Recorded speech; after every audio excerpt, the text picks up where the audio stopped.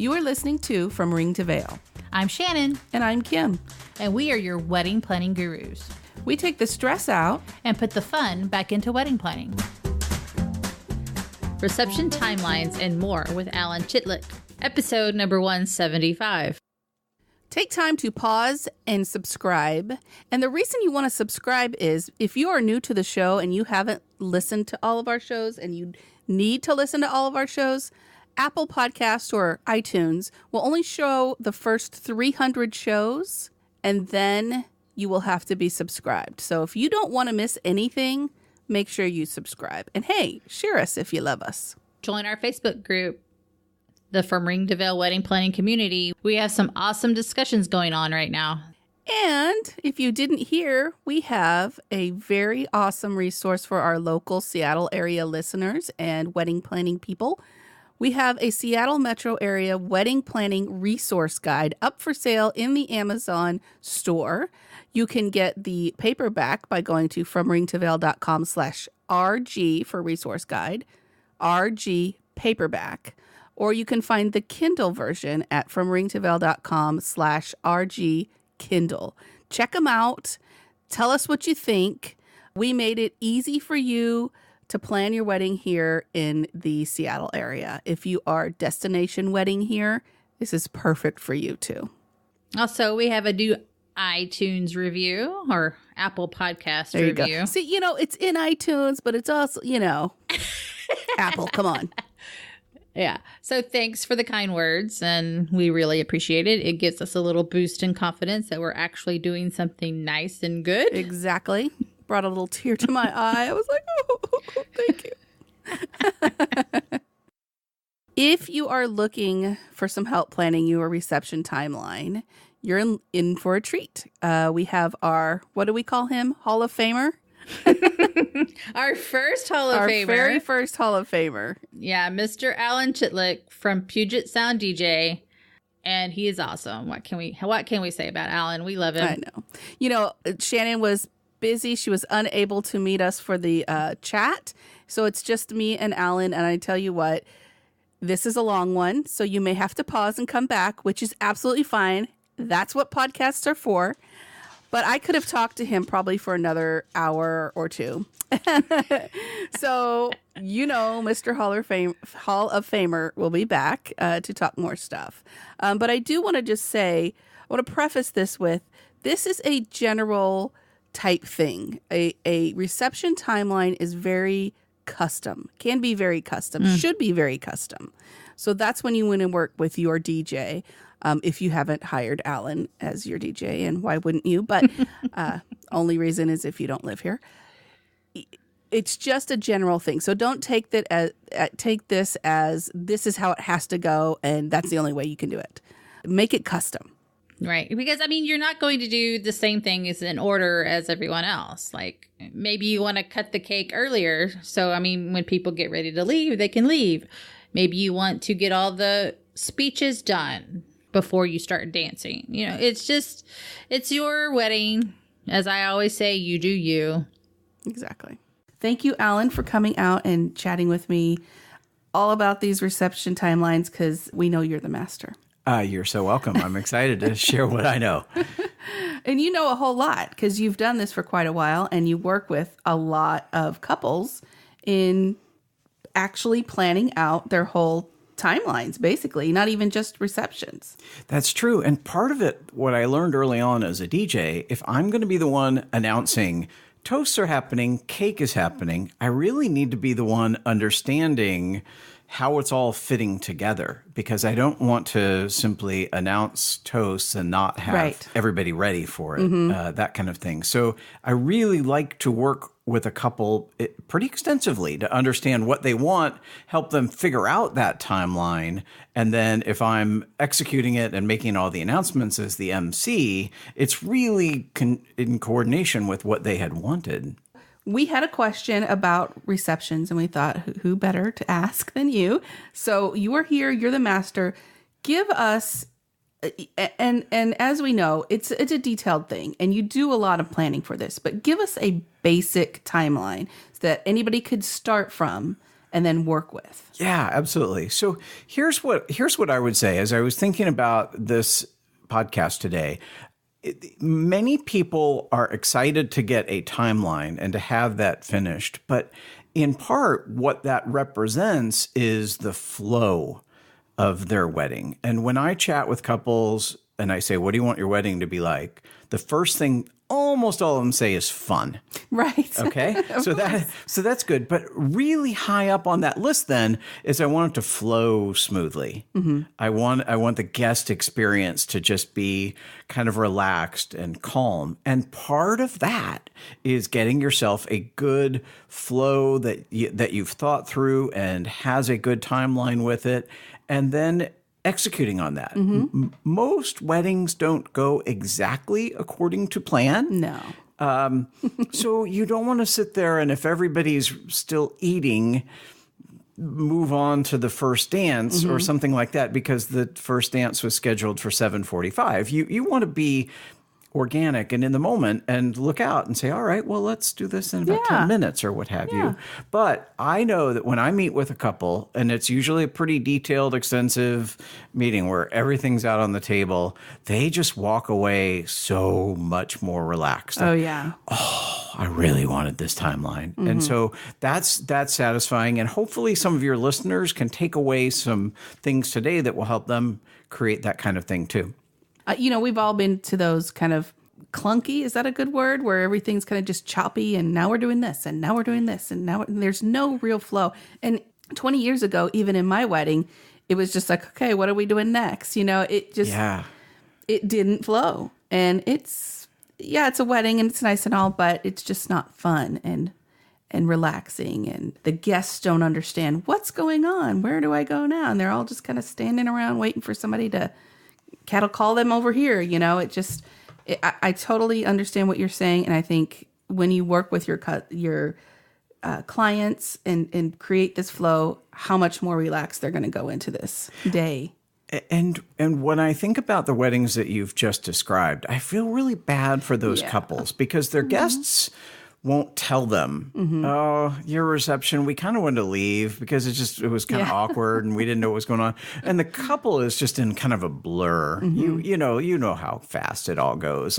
And so they don't always know, but their guests do. Yeah. And I think most couples want the opposite for their guests. They want it to just feel great and relaxed and, but also energized if they want the celebration. And a great memory, Yeah. What can we tell our listeners here when it comes to a basic outline? Absolutely. So let's start with this idea of flow, if we might. And I'll just give you a kind of a brief outline of West Coast weddings, because it's true that other places do things differently. In the East Coast, they eat a little course of a meal, like a salad, and then they break for 15 minutes of dancing, and then they come back and they eat an appetizer, and then they have 12 minutes of dancing, and then they eat their entree. And to them, that's a normal way to do it. In the Midwest, if you are introduced to your wedding, the reception, the first thing you do is cut your cake. Okay. Which, yes, people outside of the Midwest are like, what? But here's what most people in the Pacific Northwest have come to expect. In general, you'll have your ceremony. You'll have some sort of cocktail hour-ish, which may involve appetizers. You will generally then invite everyone, all the guests, to come sit down. You will generally then introduce the wedding party if you choose to, and then introduce the couple if you choose to.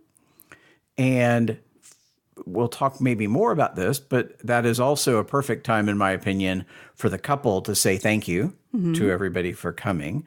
But after that grand entrance, most weddings are buffets. So if you can work the timing well, after the entrance, you can send the couple immediately to that buffet and get dinner started. And then after dinner would be some sort of combination of, if there's a slideshow or anything like that, if there's any activities or games like the shoe game, that people would want to do. In general, cake cutting and toasts in some order, and I do have a strong preference, and I'll share that with your listeners. That's my tease. And then the ceremonial dances, your first dance with your parents. Another activity that can be pretty popular is called the anniversary dance, where you get all the married couples on the dance floor.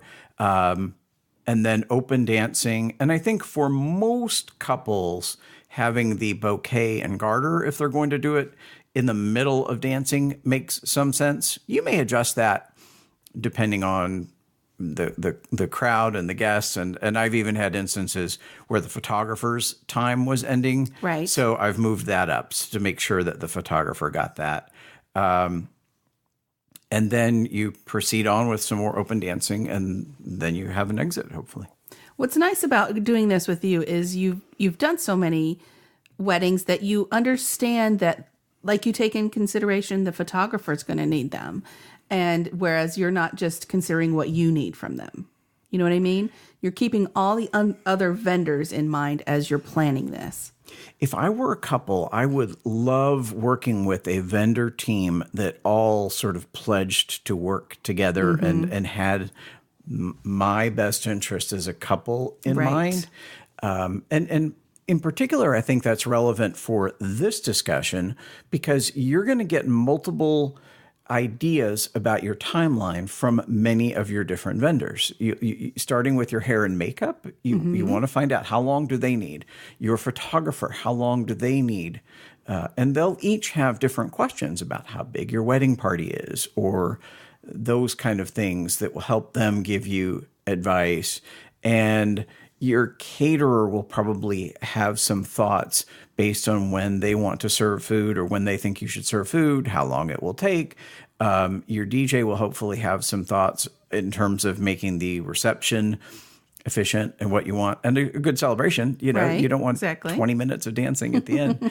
And then ultimately, you as the couple need to figure that out.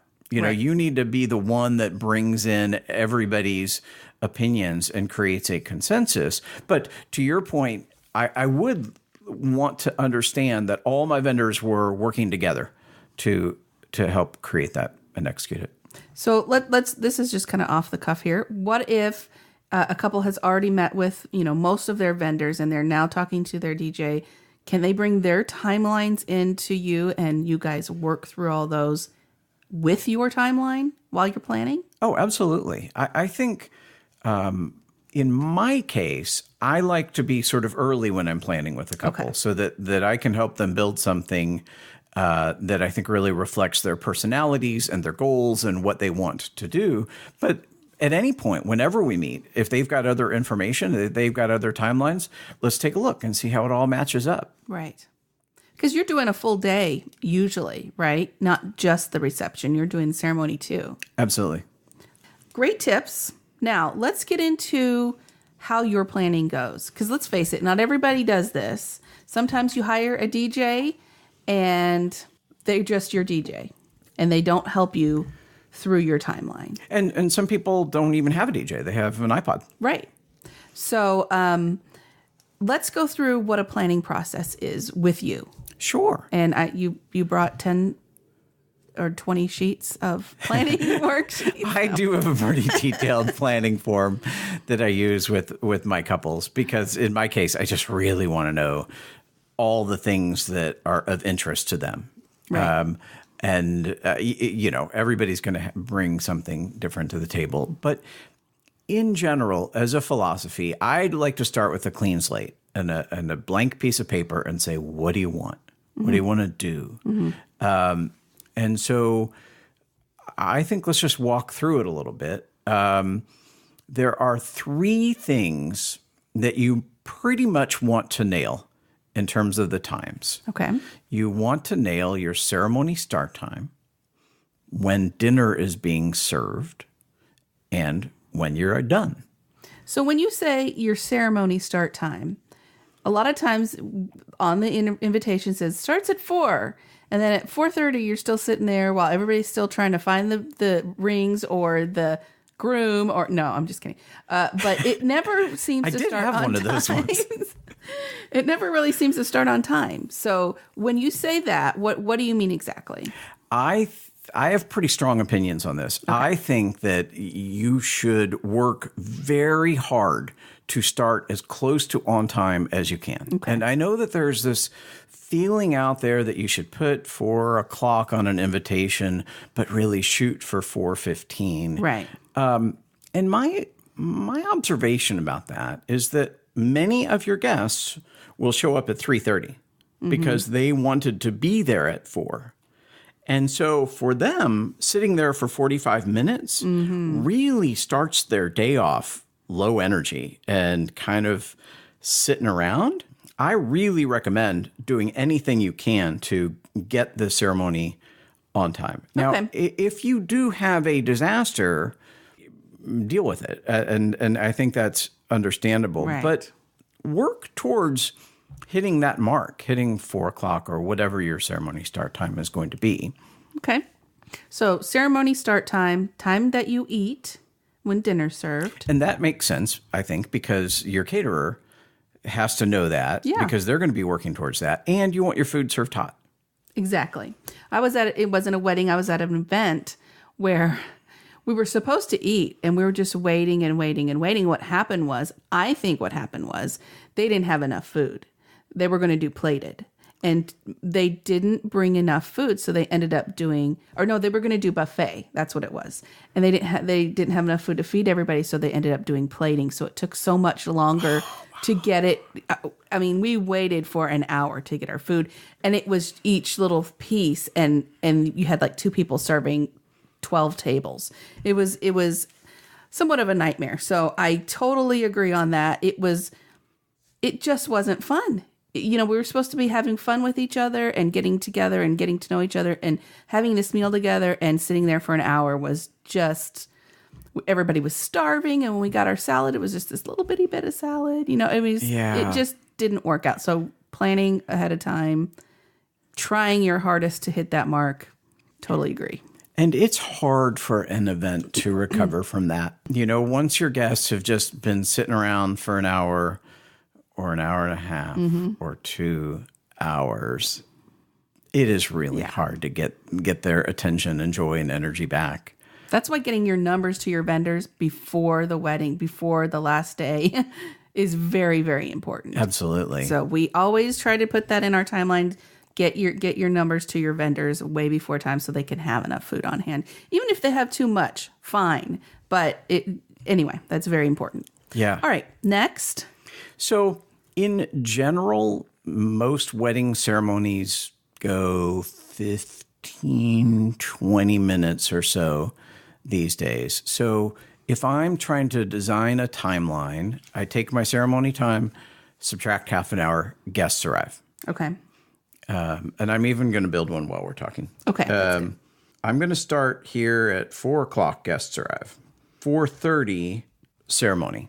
And in general, unless it's a specific reason that it would go way over 15 or 20 minutes, you can kind of count on that. Sure. Like I usually put half an hour on the timeline. So in this case, I'd put 5 o'clock ceremony over to give you kind of a conservative window to get that completed. But chat with the person who's doing your wedding and find out from them what a good estimate is. There's a myth that weddings take 45 minutes or something like that. And unless you're doing a mass or something like that, or you have somebody who's really got a lot of stories to tell behind the mic there, I think a reasonable estimate is probably 15, 20 minutes or something for your ceremony. Okay. And then, so as the ceremony is over, in general, a couple will go and finish up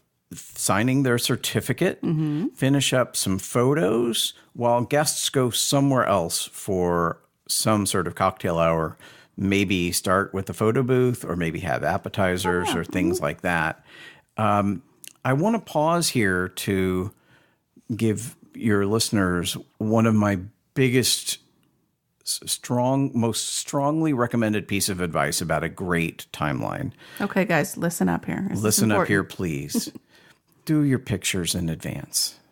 Like that there's a first look that all the photographers will explain to you about all the creative ways they can do that. And it's a beautiful moment and you end up with beautiful photos. Mm-hmm. But with regard to your timeline, the idea of you've just finished the ceremony and you're going to start cocktail hour, and now you've got to go start your photos, puts you at such a disadvantage. And I get the joy of he sees me walking down the aisle for the first time. I get that that's a sweet, special moment. Mm-hmm. But here's what I want to say. You will be adding maybe an hour away from your guests by making that decision. So we just talked about how, sitting an extra hour or hour and a half, you're really affecting your timeline when you do that. You're affecting your guests. And then from my standpoint, this day is so special. You've got 125 or 150 people gathered to celebrate you. Mm-hmm. Don't waste a minute of it. Yeah. Milk every opportunity you have to spend with them. Yeah. And so if that means taking your photos in advance, please at least consider it. Right. Talk to your friends, talk to your photographers. I have made this case to many of my couples, and every single one who I've described it to and has decided to take their photographs in advance has come back to me, "Oh, Alan, thank you. We really are glad we did that." So sorry to get a little bit derailed, but when I thought about, the ceremony's over, I want to have what I would describe as an energizing, efficient cocktail hour for the guests. Like I want them to get to go somewhere, stand around a bit, mingle, talk about the ceremony if they choose to, or just reconnect with the other people that they know there. But I will absolutely advocate for a condensed cocktail hour over one that may go long. Okay. And so in my opinion, that 45-ish minutes, if you are having a standard 125-ish to 150 guest count, is the perfect length. Okay. I think if you start to get beyond an hour, it can start to feel a little bit of stale. Really. And people are kind of standing around. They've had a drink. Maybe they've had 2 drinks. They're ready to eat. They're hungry. Okay, what's next? What are we doing? And they're kind of looking around. And you don't want to start that. You want to start people off like, God, this is fun. Okay, what's up next? And you're the star of the show. Where's the star? Yeah. It's just, it's kind of leaves them just hanging, sort of, like a cliffhanger. When are they coming back? And when are we going to eat? And sure, you want to get them a little bit hungry for the dinner that you're going to supply, but growling stomachs, no. And overly inebriated. Yeah. You don't want that either. So, absolutely. And with many of the weddings that happen in this area, if they're the outdoor weddings that take advantage of the scenery and things like that, yard games and cornhole and things like that can be really a fun way to keep people occupied during cocktail hour. I would also say a photo booth can be fun. If you have something creative for guests to do, either write little things that give you best wishes from the couples, from the guests, or signing. I had one couple who signed a bench. He was a woodworker, and so he made a bench. And so all the guests were signing it, and they were going to sit on that for the rest of their lives. It's really awesome. Cool. Mm-hmm. But whatever you're going to do, that cocktail hour can help be the time when some of the guests do that kind of thing. Right. Instead of like at the beginning where you come in and you're signing the book, and then go over and sign the bench or whatever it is that you have. Yeah, save that for your cocktail hour. Yeah. And I love the photo booth thing. That's such a popular thing. I know it usually probably gets more popular as the night goes on, as people feeling a little more happy and celebratory. But I think that's a good place to put one of those things, because sometimes you can use those little mementos as their favors, and they've already got it, and then they're going to take it home and they're going to plop it in this little frame that you give them, or whatever it is that you decide. So I really like that idea, and again, it extends the time that you can extend that cocktail hour without it getting too stale, as you say. Yeah. And in this case, if you do have a larger wedding, maybe 200 or more, I think it's probably more realistic to assume an hour, because just to get everybody a beverage, it's going to take a little bit longer. Okay, that's a good little nugget there. 200 people an hour. Very good. But then just in general, as we're talking about flow, you'd have all the guests then come in and take their seats for dinner. And in general, the wedding party may get introduced. And how many people do that? Introduce their whole party? When I work with a couple, most of them do. Oh, really? Okay. But in part, that's because I pretty strongly advocate for that. Because I like to get to know the couples.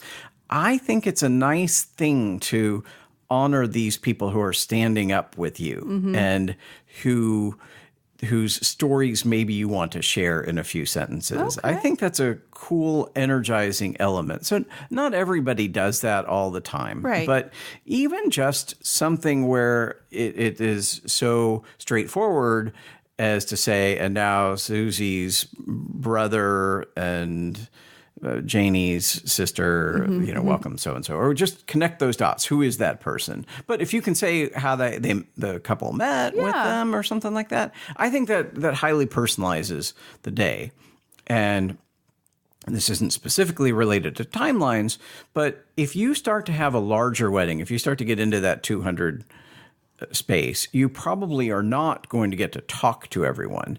So all the activities that you can put in the night that are very personal and kind of tell your story will make the guests feel like they were at your wedding. Okay. And certainly introducing your top people is a way to help those guests understand who you are now, by which is reflected by who is standing with you.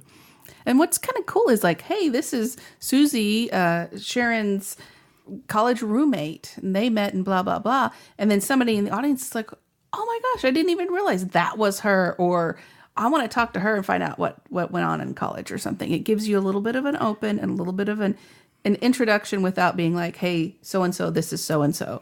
And they maybe will be able to talk a little easier and get to know each other a little easier. I like that. Yeah, and I love hearing the stories. The people who met in elementary school and have stayed friends all that time, or the people who were forced to work together over a night shift but became really close because of that. I mean, those are kind of interesting stories, and I love sharing with them. I don't think that happens at every wedding, but I think that is certainly something that, from a time standpoint, you could accommodate and you could put in there if you're building your flow.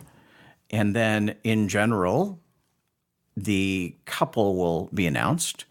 And as I said earlier, I think that is a perfect opportunity for, you want to come into a nice upbeat song and build some energy, but all the guests are going to be staring at you. Right. So this is a time where you've got all the attention, and I think you should use it. So make sure you take a microphone, and to me, this is the best spot, and say, thanks everybody for coming. That is a way to show your appreciation. It doesn't have to be this big, long speech. But if you just want to acknowledge that people have come a long way, they're going to be spending their evening with you, and just show some of your gratitude, it can also be the perfect spot to set your expectations. So as the bride or as the groom, if you want to say, guys, we're going to be partying here until 10 o'clock, and we'd like all of you to be here at the end with us, or whatever it is. Guys, we have really got some great roast beef tonight. I don't just made something up, but whatever it is that are your priorities as a couple, that's a great spot to sort of help convey that to the guests because they'll listen. Yeah. And when you say something like we're partying till 10, it lets them know We're not here till 2:00 in the morning. Right. We got to be out at 10. So I like that too. These are good tips. Thank you. All right. Next. So then, in general, you're eating. Right. And I have a couple of different things that I would say about that. If you're going to do a buffet, if you get a large number of people, let's use 200 again. Okay. And this is actually a question that I think came up. Yes. We had a listener question. How long should I allow for a buffet dinner for 200 guests on my timeline? That is a great question. So here's what I would do if I were trying to plan my buffet. Talk to your caterer about the number of lines of people that will be able to go through. Yeah. In general, a buffet will have 2 sides to a table, so you can have 2 people going at once. That's right. If you have a big enough facility and your caterer is on board doing this, you could try and duplicate that setup on 2 different tables. So you could have 4 people eating at once. And I love that idea for a bigger wedding because in part, you want that communal experience. You want people to be sharing that meal at the same time. The idea that some people are going to eat and be finished before other people are even going to the buffet, sort of, to me, is not ideal. There are situations where you cannot control that. But if you've got enough space at your venue and you've got a caterer who's up for it, I think that is a solution, in which case you could easily be done eating in less than an hour. So, as the buffet goes through, in general, your wedding party and your immediate family go through quickly and first, and then there's various ways that you can dismiss tables and get them through the buffet. Sometimes people who like the energy idea will have games and things like that. In my case, sometimes I will solicit trivia questions from the couple about them and their relationship. And I'll literally go up to a table and I'll ask them that question. And if they get it right, they get to go to the buffet. Fun. That is, that makes a wedding fun. Instead of saying, okay, table 1. You know what I mean? That kind of thing is why you need somebody helping you do this, because you don't. As a client, I wouldn't know that there's these trivia games unless I saw it at another wedding or something. That's where I'm just telling you, vendors are worth their salt. They are worth it, every bit of it, because they know things that you don't, and they will make it such a great experience. So, kudos, thank you. I appreciate your advocacy for vendors. So then the other alternative to a buffet is a plated meal. And this can add a degree of elegance for sure, but it also will have pretty dramatic impact on your timeline. What I have observed is that many places that serve plated dinners tend to kind of treat it like a luxury meal. Like when you go out for a fancy meal, there's no pressure to eat it quickly, right? They're just, here's your salad. Here's the mushroom thingamadoo. I couldn't even think of a way to complete that because I don't really eat mushrooms. But it's a very leisurely way to dine. And if you go out to a meal like that, you're probably spending 2 hours, Yes. And it is challenging for a wedding reception to accommodate for that. So from a timeline standpoint, I think buffets are way more efficient. But if you are planning to do a plated meal, great, go for it. But chat with your caterer about what a realistic time frame is that meal will require. And one thing that you can do to speed that up a little bit is to have the salads already out on the tables when the guests come in. So there's not that moment where you've got to go distribute 150 salads. Like, that's already done. Yeah. So that can start things off a little bit more efficiently. And if you're in for the relaxed long meal, great. But if you feel like you want to have that be in a more efficient time frame, chat with your caterer and see what they recommend and how they can do that.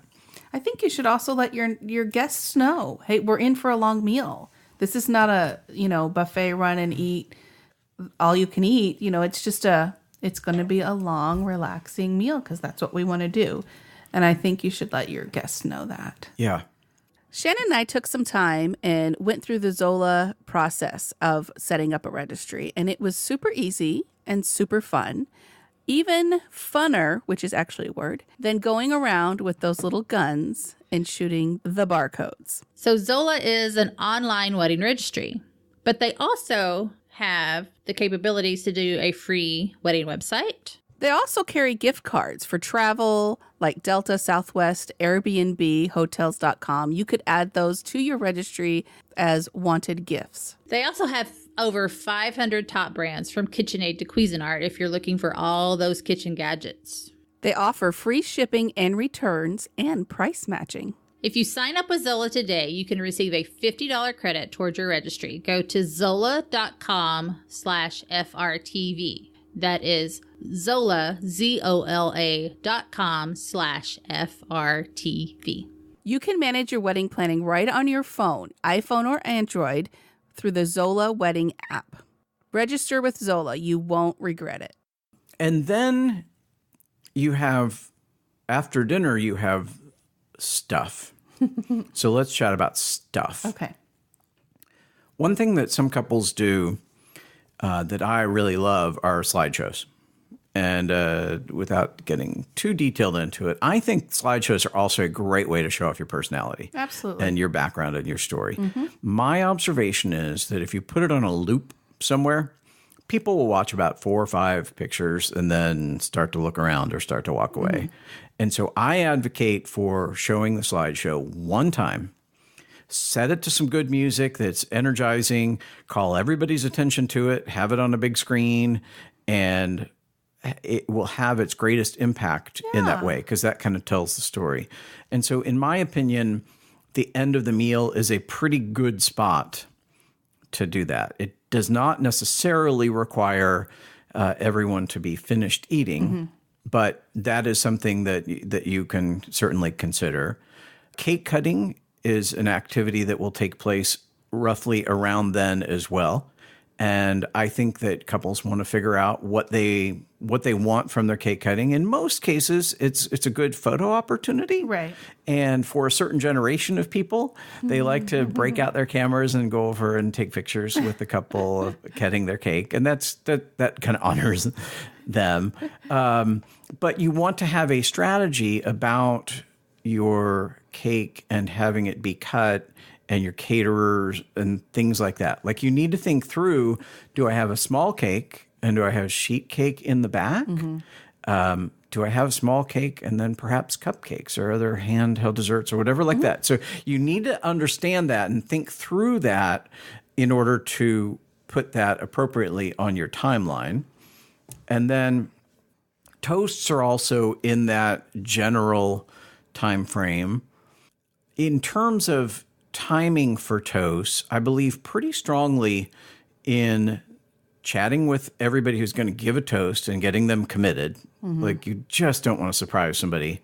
Oh, right. Have that. And then whoever your MC is, it is appropriate to announce those people who are giving a toast and properly introduce them. Because if you do that, you're giving them the best chance to succeed. You're quieting down the guests. I believe that toasts are a big deal. I think the idea of speaking at someone's wedding is such an honor. And so I don't believe in starting toasts during the meal. Like, I don't want the clanging of glasses or the cleaning of plates or the distractions or things like that. I want everybody, all the guests' attention on those toasts. So as I'm designing a timeline with couples, I'll usually pretty strongly advocate for that, unless there's some absolute reason that we need to to do that while dinner is going on. And then, so what order are cake and toast? That's a pretty common question that I get. And if there were no other contingencies, and I neglected to mention the shoe game or some other activities like that too. But this is the time in the evening where some of those things would take place. I like to build in emotional intensity. So in my opinion, I usually start with something like the shoe game, which is pure comic relief. I like to then do cake cutting because no one's really going to cry at a good cake cutting, you know? I don't think so. I mean, but maybe. You never know, but okay. Unless it falls, and then they might cry. Oh, yes. But a good emotional toast, like that to me, and then those ceremonial dances, your first dance, you're dancing with your parents. To me, those are big moments. So in general, I like to do it in that rough order and let it sort of build. Yeah. But there's many other contingencies that can happen. If it's going to take a long time to pour the champagne and you're going to serve champagne, then maybe you do that first because that's when the caterer has a window of opportunity to pour it. I also think about the locations quite a bit for this kind of stuff. So if toasts are going to be on the dance floor versus toasts being near the head table, if cake cutting is going to be near the dance floor as opposed to being near the head table or some other location, you just want to think about how the couple is going to move around and how the guest's attention is going to be redirected. Okay. So you don't want to say, all right, look at the head table now. Look at the dance floor now. Look at the head table now. Look at the dance floor now. You sort of want to figure out the flow that eases all that. And that really goes back to a lot of what we were talking about earlier about something feeling smooth to your guests. Like they don't know that you've thought all this through, but it feels good, right? They're like, oh, yeah, okay, now we'll move over there. So those are some considerations about what order those things will go in. It's kind of like orchestrating a dance in a way, you know? It's got to flow or it's just going to feel yucky and people are going to be like, yeah, that wasn't any good. Sometimes the analogy that I use is theater.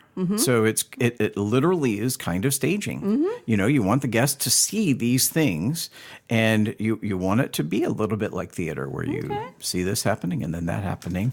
I don't always use that term because I don't want to diminish the emotional importance of a wedding. But the reality is that for that emotional impact to really happen, guests have to see it and have to hear it and have to feel like they're a part of it. And that's what you want.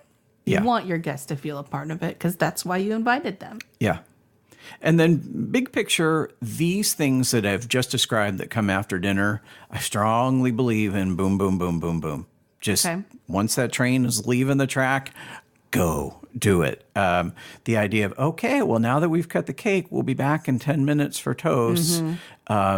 Those kind of delays can just be killer. Yeah. And so one question I frequently get is, well, when do we get served cake?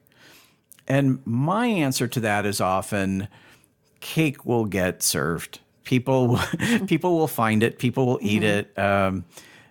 Don't pause your reception 15 minutes so that everybody can get their cake and eat it. They will. And here's a question. Traditionally, a person knows the cue that they can leave is after the cake is cut. Is that still?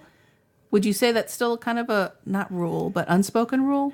I have heard that before, and I've certainly heard people say, "Well, I want to delay cake cutting as long as I can because I want my guests to stay longer." Right. And my general answer to that is that guests are going to stay when they're having fun. And they're going to leave when they're bored and uncomfortable. There you go. So make them have fun, reduce bored and uncomfortable, and people will stay and enjoy themselves. Perfect. So one other contingency that sometimes occurs is if you've crowded a reception hall and you've got it packed, you may not have enough space for a dance floor. So in some instances, you need to clear 2 or 3 or 4 tables to do that. And in my opinion, the best strategy is to certainly think it through, but you want to put your friends at those tables who will not be offended Right. if they're told, at 7:00 these tables are going away. Make sure they get to go to the buffet early, and then make an informed decision about where the removal of those tables will take place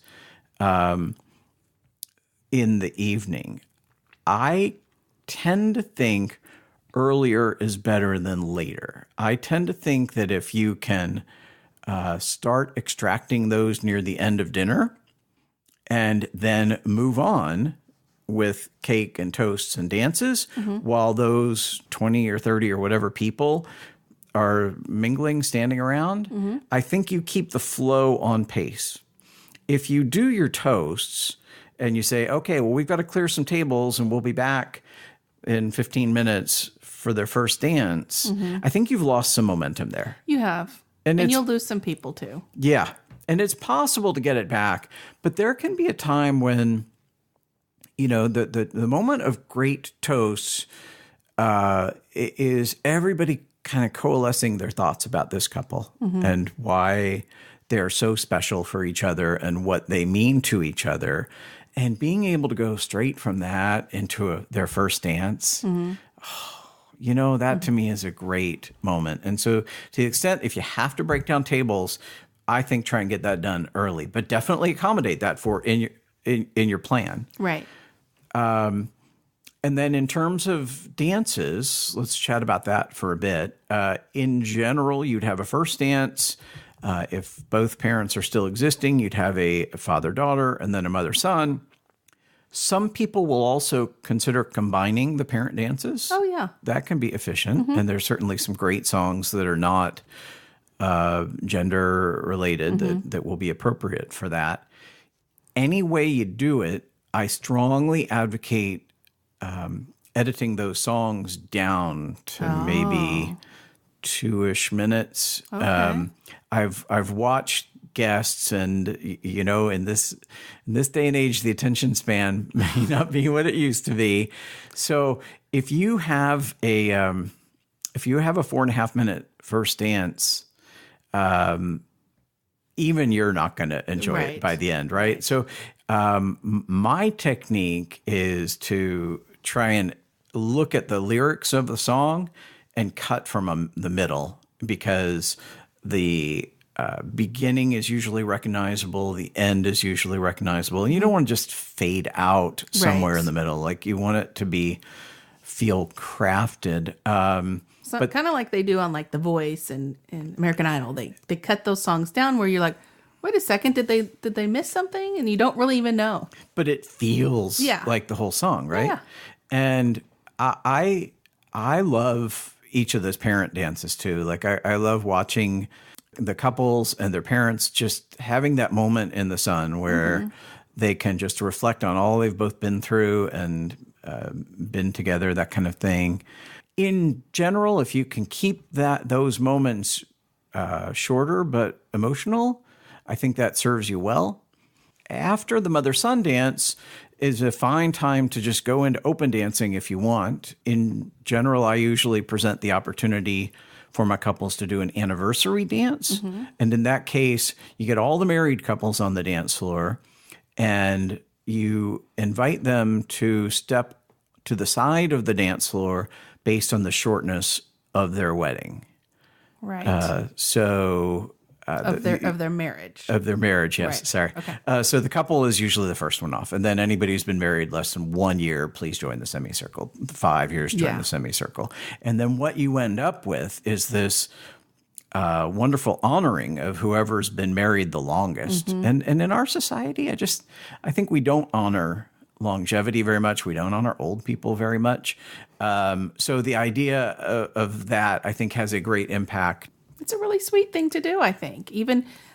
Especially if your grandparents end up being those people. How sweet is that? It's awesome. And as a DJ trick, I've just got all my married couples on the dance floor for when I break into Twist and Shout or Boogie Shoes or something. And then they all leave. No, I'm just kidding.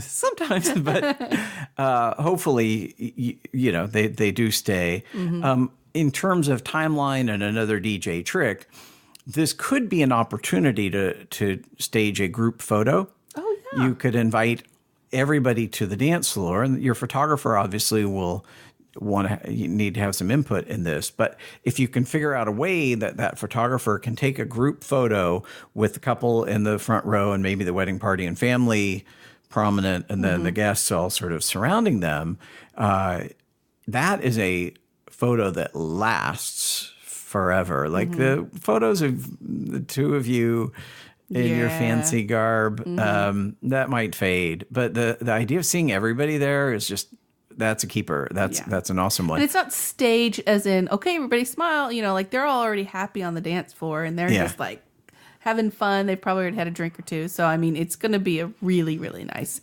fun photo. Like, sometimes you have your wedding photo on your wall and, 5 years later, the kids come and that comes down. But this one might be a laster on the wall. Absolutely. Because you get to see some of the progression. Like, and we took a group photo. And in the front row of my group photo is my wife's cousin, Casey, who I guess at that time was maybe 10-ish. And, he's in the front row with his arms way up in the air, just so excited for us. And I think 12 or 13 years later, I DJ'd his wedding. Oh, wow, crazy. So, those kind of things are just interesting to watch and track. But that idea of a group photo on the dance floor is also kind of a DJ trick because then everybody's on the dance floor. Yeah. And this is not timeline related, but I'll just interject it anyway. I do think that even if you're not particularly dancers, spending the first few open dance songs on the dance floor is a great idea. It does two things. It helps build your dance floor. So your guests really see your example and will potentially follow that. Because if you're on the dance floor having a good time, that has a great impact on where the guests are going to be. But it also sets your photographer up to get some good photos of you guys enjoying themselves. See, that's the vendors working together here, working for the best of the couple. There you go. It is. And not all photographers stay for all of the dancing. So if you, as a couple, can commit to starting, being on the dance floor for at least a few songs, you'll get some nice photos. And then I guess speaking of photographers, one other thing we didn't really chat about in terms of timeline is if they need anything else, particularly sometimes sunset photos can be important. And in my opinion, it can be helpful to have that discussion with everybody in advance so that you're not trying to say, we've got our cake, we're going to go take some photos and then come back for toast. If you have to, you have to. But if you can build that in where there's more normal breaks, I think you're better off and everything will flow better. So you're all on the dance floor now. And then at some point, different DJs do this differently. I think that Bouquet and Garter are just kind of fun, high energy things that are fine when dancing is going on because you've got upbeat songs that are being played and hopefully you can just keep the energy and momentum going. So I usually do those on the dance floor itself during dancing. And I do have a question. Have you seen less and less of that? I mean, I hear that's people are opting not to do that so often. Yes, I would say that it's a tradition that some people still really like, and the bouquet toss in particular can produce a really nice photo with a lot of people there if there's people catching it. But I maybe half. I do maybe a little bit more than that, but definitely a lot of people just feel like it's not for them. And that's great. There's other alternatives too. Right. You could present the bouquet to somebody at some point during the evening. Some people are not big on the garter removal, but they don't mind the garter toss. So great. Just in my experience, the men don't even really enjoy catching the garter, right? So, I mean, you can have a garter. I think they more enjoy the removal process than they do catching it. So you got to think of that too. Sometimes the contrast can be funny because many of the women, let's just be honest, do compete for that bouquet. And you can have photographs with people kind of elbowing each other out of the way. Absolutely. Whereas in contrast, you have men flicking a garter for the first time is usually a challenge. So many times the men are lined up trying to avoid it, and they're just standing their ground. They're not going to move, but if it hits them and their arms happen to be out, they might claim that they caught it. Yeah. But that's the only condition. But then the groom can sometimes have a tough time getting it all the way to the guys. So it falls on the floor and the guys are standing there with their arms crossed. And so the contrast can be really funny. I think as a woman, that would be really fun to just sit back and watch that. But and so some things that you could do if you want to skip garter removal, just have a garter toss. And sometimes, especially with the Seahawks being as popular as they are these days, take a little fake Nerf football or something like that. Put the garter around there, and then the guy can really get a good toss.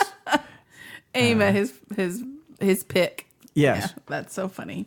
Great ideas. Love it. What else do people do? Like, do they have cornhole competitions and stuff like that? Or what do they Well, I would say that sometimes early on in dancing, there can be an opportunity to express some creativity. You can have a dance off between your wedding party or something like that.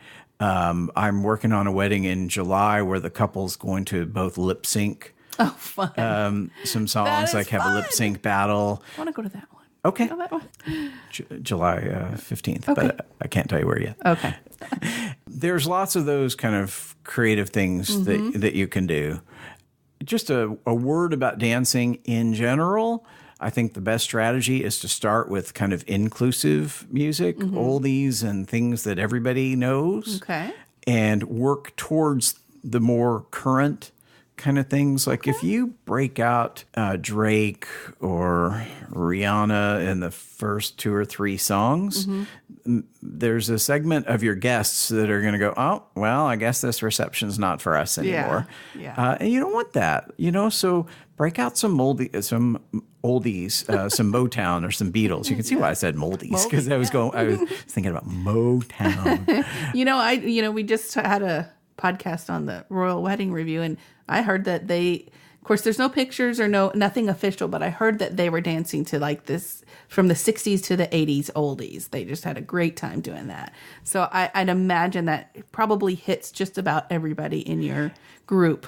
It kind of does. And I will tell you that some of my favorite moments at weddings are seeing grandparents dance with grandkids, because that doesn't happen anywhere else but weddings. But if you play music that everybody knows, if you play September, or you play Twist and Shout, or some of these other songs, that people get out there, and it's just, those are fun moments. I mean, that's part of what makes it fun to be a DJ, is to get to see all that. I bet. What's your favorite moments that maybe people don't remember that, or even think that they might see or be part of?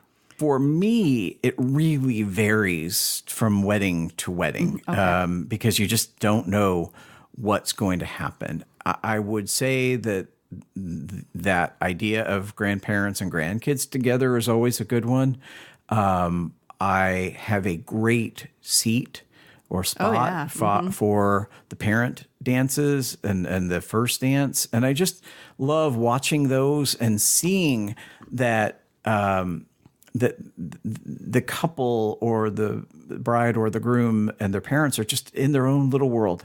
They're just exchanging some time with each other. And I just love looking out on that and seeing that. I love a good ceremony where the officiant has really taken the time to get to know the couple and kind of can articulate their love. I love good vows. I love a good dance party. I guess that should have been higher on my list. But I am a DJ, and You kind of expect that in a way. Yeah. To have a good dance party. Especially if you're there to help them flow. Yeah. You should expect that you're going to have a good dance party unless all the guests are in bad moods or something. Yeah. Well, and I find that I spend a lot of time with my couples, so I try to get to know what their tastes are. And I definitely look out and try and be in the moment about the dancing. And, I had a wedding a few weeks ago where the runner-up song for the father-daughter dance was River of Dreams by Billy Joel. Oh, really?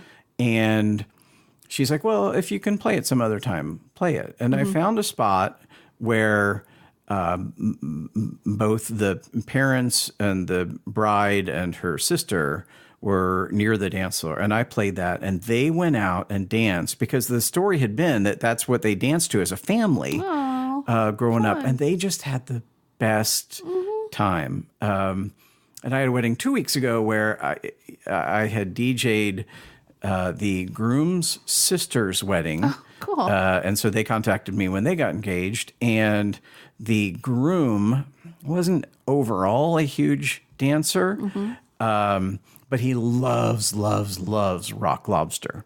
Okay. So near the end of the night, when the timing was right, I kind of had that tucked in my back pocket. And when I saw him out there, I dropped Rock Lobster. That's a hard one to say. Rock Lobster. And he went nuts, and all his friends who knew how much he loved it went nuts. And so those are the moments that are just great. And I love them. Music's such a bonding type thing. There's music pretty much to your whole life, just like they do it with the movies. There's every song usually has a memory to it. So I think in that, when you're planning your wedding music or your reception music, you got to think about what songs mean most to you and who's going to be there. If all your family, like the River of Dreams thing, is going to be there and you want everybody to dance with you, play that music. So I think that's another good thing to keep in mind when you're planning your music, not just what is everybody going to dance to or what kind of music do I like. Yeah. It's what's going to touch everybody and say, oh, I love this song, and want them to get out and have a good time and party. So the other thing that I would say is most people think about dance music when they think about the music at their wedding. But if you want to establish your personality throughout the night, there's so many great spots to do that. You can pick your music for your cocktail hour and for your dinner, and while guests are being seated for the ceremony and things like that. And those can be perfect spots to assign some songs that maybe aren't danceable, but mean something to you. Right. And that can absolutely create sort of that soundtrack that you were describing that somebody might have for their whole life, but that can be the soundtrack to their day. Yeah. When I got married 20-something years ago, we didn't have a dance at our wedding. So I chose to put music that meant something to us while people were being seated for the ceremony. I didn't walk down to the traditional music, and I didn't walk out to the traditional music. There was some Enya, and there may have been some Kenny G something or other in there. May have been some Kenny G 20 years ago. I think there was guaranteed to be Kenny G 20 years ago. So that's where I chose to give them our music, and it was different. And people commented on that. I just thought it was a fun place because we weren't going to do a dance. And we did have the little reception with the cake and the drink, and everybody sat there. There wasn't even a dinner or anything like that. It was just a real quickie thing. But I wish now that I had some music at it just to play while everybody was having fun with each other and talking and stuff. But like you said, stick it in there where it's just little tidbits here and there, and you don't have to walk down to the traditional music. You can walk down to whatever you want, right? Oh, absolutely. And I think when I'm helping a couple plan a ceremony, that's one of the first decisions I chat with about music. If it's a single bride, I ask her, what do you envision yourself coming down the aisle to? And usually it is a fork in the road. Either they want Here Comes the Bride, and then I'm like, all right, which version? Do you want strings? Do you want a guitar? Do you want harp? Right. Whatever it is. Or do you not? And if they don't, then you start talking about artists like Vitamin String Quartet or 1,000 Years by Christina Perri, or just some of the other songs that are nice to have as a processional. And then in my case, I try to build backwards a little bit. So if that's her processional song, then I find something that seems related to that for everybody else's processional song. And then if it works, even things while guests are being seated that feel related to what she's walking down the aisle to, so that that whole chunk of time feels a little bit coordinated, so that you're not playing Bach and Frank Sinatra and Tracy Chapman. You know, each of them have their own place, but it works nicely if it's all sort of feels like one genre. You don't want one starting and being super loud screamo music while, you know, That's the next true. one is Kenny G. But it, you know, one of the memories from my wedding is when it was time for the recessional, the guy pushed the tape play button and it went rah, rah, rah, rah. And so we were like, okay, and we were just all laughing. It was really funny afterwards, and it wasn't like, oh, I wasn't in a hysterics because it went wrong. It was a funny memory. I still remember it 20 years later. That was probably the funniest point of the whole ceremony. So again, it's not all perfect. I'm glad you have a good attitude about it. It does make me cringe. Well, well, it was a tape player and, you know, the church sound system. So, you know, we had what we had. Yes, indeed. Well, you know, we've talked about this. Weddings 20 years ago were quite different from weddings Oh, gosh, now. yeah. It was not near the production it is now. But the vow renewal will be much better when Very we do nice. that. And that is, you are having a vow renewal, right? At some point, I will. I keep talking about it, but at some point we will. Okay. So it's the end of the night, and it's winding down. How do you get your guests to leave without saying, get the heck out of here? Thank you so much for that, because this is another area where I feel so strongly about. I believe very strongly in an announced last dance. Okay. I believe that it's a great moment to bring everybody out on the dance floor. And I like a big song there. Okay. I like Shout or Don't Stop Believin', or I've had a few weddings that did Bohemian Rhapsody. Oh, goodness. And just that moment where everybody's together just feels great. And then I strongly believe in an exit. And an exit can be as simple as your guests forming a human tunnel and you go through it. Okay. If you want to add sparklers and your venue allows it, great, especially if your photographer is there and can nail that photo. Some people do glow sticks at that moment. Oh, that's fun too. But whatever you want to do as an exit, the big benefit of doing an exit is that it's a clear signal to your guests. You did it. You made it. You were here from the beginning to the end. Congratulations. Now it's over.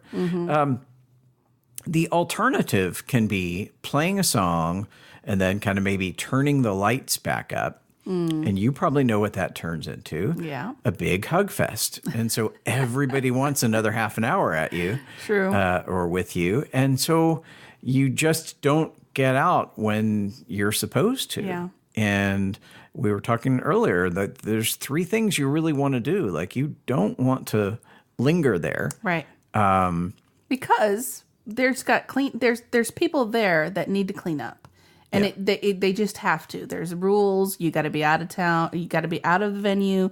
You've got to have the music turned off. You have ordinances and stuff like that. So it's not like they're saying they don't want to hang out with you and party all night. But Yeah. and maybe sometimes you have. This is one of my favorites. You have a taco truck or some kind of biscuit and gravy thing, and you can take your midnight snack with you as you head out. And there's your favor. And if you make it clear, like you said in an announcement, pick up your to-go donuts and enjoy those on your ride home or whatever. I think that's a great way to shut it down. And guests feel good at the end of that. You know, they do feel a sense of accomplishment and like they shared this whole thing from beginning to end. So I do think that's a great way to do it. I will share that I have some couples each year that also plan for an after party. Yeah. You know, and in some cases, It's because their reception is only available to a certain time. An after party can be a great way to spend the bulk of your time with everybody and then get an hour or two or more concentrated time with your top party goers. Right. And my big piece of advice, if you're going to do an after party, is get on with it. You know, if you're going to have an after party for a wedding that shuts down at 9, get to where you're going by 9:15 and start the party. If you linger and your guests linger and you're hemming and you're hawing and it doesn't get going until 9:45, that's not a good after party. Yeah. But it's fun, like especially for a woman who's in a wedding dress. You don't get to go out in a wedding dress very Right, often, that's and so true. you're a celebrity. You know, people have. I've heard stories of people going to Dick's who are big fans of that. Some people go to casinos and that kind of thing. So there's a lot of things that you can do in an after party. And people are usually nice to you if you're wearing a wedding dress. Oh God, yeah. So that's a good perk of wearing the wedding dress. Yeah. And just as long as we're talking about the end of the night, make sure that your parents aren't on the cleaning committee. I have seen so many parents who are just so tired at the end of the night, and just it's nice to be able to just send them home and go to sleep and know that the cleanup and the removal of gifts and other items that you're going to keep is handled by somebody else. If you have to pay $100 or $200 for somebody to come in and do that, please do. Parents don't chat with their kids about this, but I don't think most parents sleep that well the week of their kids' weddings because Right. it's such a big deal. It is. But by the time that wedding ends, they're tired. As you will be too, I guarantee. Oh yeah. Make sure you eat at your reception. We've heard people many times, they didn't get anything to eat till the very end, or there wasn't any food left, or whatever it was, and they were starving by the time they got home. Don't do that. Don't do that to yourself. Absolutely. And that's the kind of thing that you could assign somebody in your wedding party to say, make sure I'm fed. Yes. Or if you're the kind of couple who likes to consume alcohol, make sure I have this drink in my hand at all times. That's nice. A valet. Here's your drink, sir.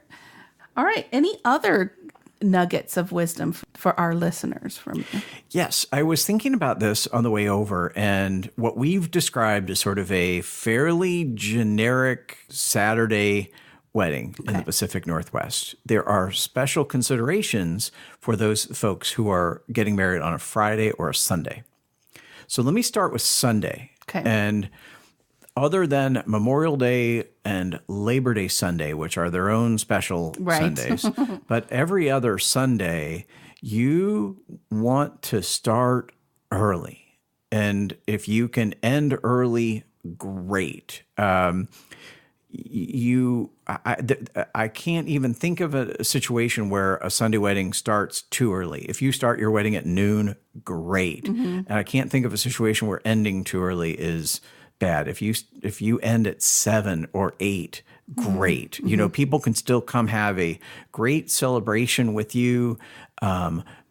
Some Sunday weddings do feel a little less like a party and more like a family reunion-y picnic thing. And if that's the vibe that you're going for, you can create that. But it's kind of unrealistic to assume that people are going to stay until 11 o'clock on a Sunday night. And I don't want couples to set themselves up for disappointment if people start to leave. Because honestly, guests start to think about their work and what they got to do on Monday. And Sunday weddings, in my opinion, it's even more important to stay brisk. Now, Fridays, in my opinion, are a whole other beast.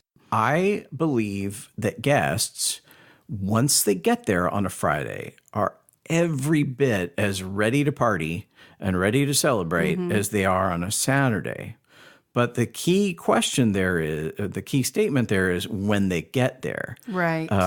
Especially with traffic the way it is in the Puget Sound area these days, it is really hard to know that everybody's going to get there. So one thing that you can do on a Friday is swap your cocktail hour and your ceremony. Okay. So if you start your cocktail hour at, say, 5, and you have cocktails from 5 to 6, you put people who are coming from work, even if they have a bad trip, in a good position to at least make your ceremony. They can shoot for the cocktail hour, but if things are nuts, what they're missing is just some cocktails. Right. And then you basically would do your ceremony and go pretty soon from your ceremony into your dinner. And then at that point, it becomes a reception very much like a Saturday reception. I do like that. Sometimes it's hard to work that out with the venue or with whatever, but I think it's worth considering. And I certainly would share that information with your guests. Like, make sure that they don't run to get to your quote unquote 5 o'clock wedding, only to find out between 5 and 6 is cocktails. Right. The big difference in that is also that your bride or brides are probably not going to be coming out during that cocktail hour, so they'll miss some of that. True. And then this is a unrelated to timeline little tip that I'll share with you. But if a couple's getting married on a Saturday and can have their rehearsal dinner on Thursday, yes, that makes their rehearsal dinner way better because they're not thinking about when they got to get up and what they've got to do the next day. They can really stay out late. They could stay out till 10 or 11 easy for a good rehearsal dinner, and then sleep in on Friday. And that gives you Friday to maybe focus on out-of-town visitors or whatever you want to do. And then you can really wake up fresh on Saturday and go get married. Plus, your venue may have a Friday night wedding where you can't have a rehearsal there anyways.